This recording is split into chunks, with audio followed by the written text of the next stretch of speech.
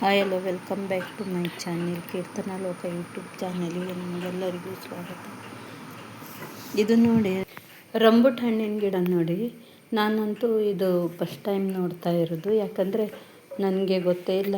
ಇದು ಹಣ್ಣು ಈಗೀಗ ನೋಡ್ತಾ ಇದ್ದೆ ನಾನು ಬೆಂಗಳೂರಲ್ಲೆಲ್ಲ, ಆದರೆ ಈ ಗಿಡ ನಾನು ನೋಡಲೇ ಇಲ್ಲ ಆಗಿದ್ದೆ. ಇದು ಗಿಡ ಅಂದರೆ ಮರ ಥರ ಬೆಳೀತದೆ, ದೊಡ್ಡ ಆಗುತ್ತೆ.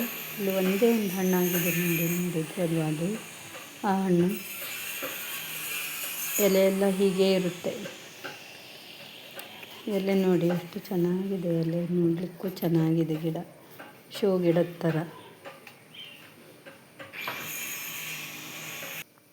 ಎಷ್ಟು ಎಲ್ಲ ನೋಡಿ, ಇದೇ ರಂಬುಟ್ ಹಣ್ಣು ಅಂದರೆ ಇದೇ.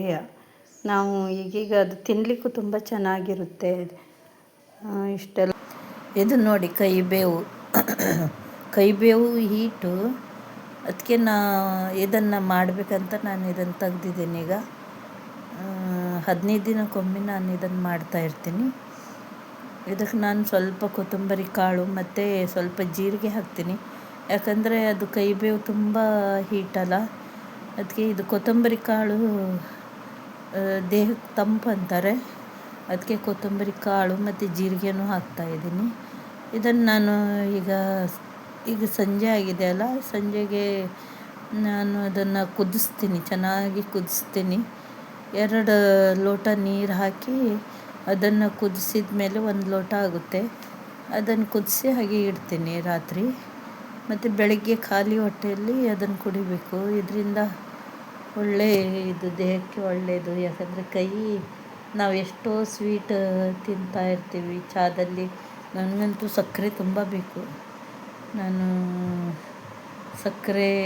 ತುಂಬ ಸಕ್ಕರೆ ಹಾಕಿ ನಂಗೆ ಸಿಹಿ ಇರಬೇಕು ಚಹಾ.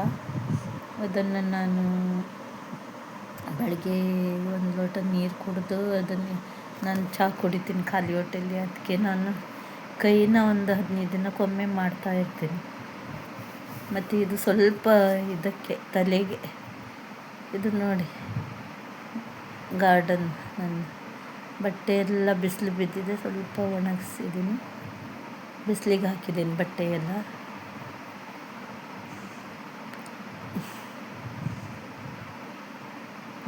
ಇದು ಅಳಸಂದೆ ಕಾಳಿನ ಗಿಡ ನೋಡಿ. ಇದು ಚೆನ್ನಾಗಿ ಆಗಿದೆ, ಆದರೆ ಹುಳಗಳು ಸ್ವಲ್ಪ ತಾಗಿದ್ದಾವೆ. ಹುಳ ಅಲ್ಲ, ಇದು ಇರುವೆ ಬರುತ್ತಲ್ಲ, ಕೆಂಪಿರುವೆ, ಅದು ತಿಂತಾ ಇರ್ತದೆ ಅಲ್ಲಿ. ಅದಕ್ಕೆ ನಾನು ಕೈಬೇವು ಮಾಡಿ ಆದಮೇಲೆ ಬೆಳಗ್ಗೆ ಇರ್ತದಲ್ಲ, ಅದನ್ನೆಲ್ಲ ನಾನು ಅದ್ರ ಮೇಲೇ ಹಾಕ್ತೀನಿ. ಇದು ನೋಡಿ ಬೆಂಡೆ ಗಿಡ, ಬೆಂಡೆ ಗಿಡ ಇಲ್ಲಿ 2 ಹುಟ್ಟಿದೆ.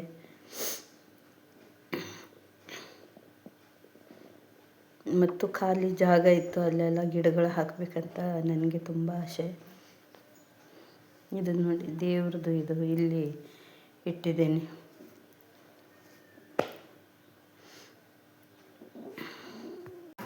ಇದು ನೋಡಿ, ನಾವು ಪಡುಬಿದ್ರೆ ಬೀಚಿಗೆ ಹೋಗ್ತಾ ಇದ್ದೀವಿ. ಇದು ತುಂಬ ದೂರ, ಆದರೆ ನಾನು ನನ್ನ ಮಗಳು ಹೋಗ್ತಾ ಇದ್ದೀವಿ. ಅವಳು ವಿಡಿಯೋದಲ್ಲಿ ಬಾ ಅಂದರೆ ಇದೇ ಥರದ ನಾಟಕ ಮಾಡೋದು ಅವಳು. ಇದೆಲ್ಲ ವಿಡಿಯೋ ಪಡುಬಿದ್ರೆ ಬೀಚ್ ಅಲ್ಲಿ ಇದು ಈ ಥರ ಹಗ್ಗ ಕಟ್ಟಿದ್ರು. ಯಾಕಂದರೆ ಯಾರು ಹೋಗ್ತಿಲ್ಲ, ಯಾಕಂದರೆ ಮಳೆಗಾಲ ಸ್ಟಾರ್ಟ್ ಆಗ್ತಾ ಇದೆ. ನೀರೆಲ್ಲ ತುಂಬ ಮೇಲುವರೆಗೆ ಬರುತ್ತೆ ಅಂತ ಯಾರಿಗೂ ಬಿಡ್ತಾ ಇಲ್ಲ. ಅದಕ್ಕೆ ನಾವು ಹೋಗಿ ತುಂಬ ಬೇಜಾರು ಮಾಡಿಕೊಂಡ್ವಿ. ಯಾಕಂದರೆ ಅವಳಿಗೆ, ನನ್ನ ಮಗಳಿಗೆ, ಅವಳು ಬೆಂಗಳೂರಿಂದ ಬಂದಿದ್ದಾಳಲ್ವ, ಅವಳಿಗೆ ಆ ಬೀಚಿಗೆ ಹೋಗಬೇಕಿತ್ತು. ಆದರೆ ಅವಳಿಗೆ ಅಲ್ಲಿ ತುಂಬ ಬೇಜಾರಾಯಿತು. ಆದರೂ ನಾವು ಅಲ್ಲಿ ಹೊರಗಡೆಯಿಂದನೇ ಆ ಕಲ್ಲು ಮೇಲೆಲ್ಲ ಕೂತ್ಕೊಂಡು ಟೈಮ್ ಪಾಸ್ ಮಾಡ್ಕೊಂಡು ಬಂದ್ವಿ. ತುಂಬ ಚೆನ್ನಾಗಿದೆ. ಈಗಂದರೆ ಸೂರ್ಯಾಸ್ತ ಆಗ್ತಾ ಇದೆ. ನಾನು ಅವಳಿಗೆ ಹೇಳಿದೆ, ನೀನು ಅಲ್ಲಿ ಹೋಗು, ನಾನು ವಿಡಿಯೋ ತೆಗಿತೀನಿ ಅಂತ ಹೇಳಿದೆ. ಅದಕ್ಕೆ ಅವಳು ಹೀಗೆ ಹೋಗ್ತಾ ಇದ್ದಾಳೆ. ಮಕ್ಕಳಂದರೆ ಹಾಗೆ ಅಲ್ವಾ, ಅವ್ರಿಗೆ ತುಂಬ ಖುಷಿ. ಈ ಪರಿಸರ ಎಲ್ಲ ಅವರು ನೋಡಿರಲ್ಲ, ಬೀಚೆಲ್ಲ, ಅವರಿಗೆಲ್ಲ ತುಂಬ ಖುಷಿಯಾಗುತ್ತೆ. ಈಗಿನ ಮಕ್ಕಳಿಗಂತೂ ಇದೆಲ್ಲ ಬೆಂಗಳೂರಲ್ಲಿದ್ದವರಿಗೆ ಎಲ್ಲ ಅಂದರೆ ನೋಡಬೇಕಂದ್ರೆ ತುಂಬ ಇದು ಈ ಥರ ಸೂರ್ಯಾಸ್ತ ಆಗುವಾಗೆಲ್ಲ ನೋಡಿ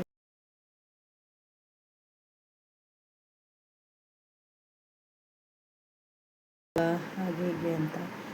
ಆದರೆ ಇಲ್ಲಿ ಬಂದು ಎಲ್ಲ ನಿರಾಶೆ ಆಗಿಬಿಡ್ತು. ಆಗಲೇ ಇಲ್ಲ ಇಲ್ಲಿ ಏನು. ನಾನು ಅದೇ ಹೇಳಿದೆ, ಮಳೆಗಾಲದ ಟೈಮೆಲ್ಲ ಮತ್ತು ನೀರೆಲ್ಲ ತುಂಬ ಮೇಲೆ ಬರುತ್ತೆ, ಅದಕ್ಕೆ ಬೇಡ ಹೋಗೋದು.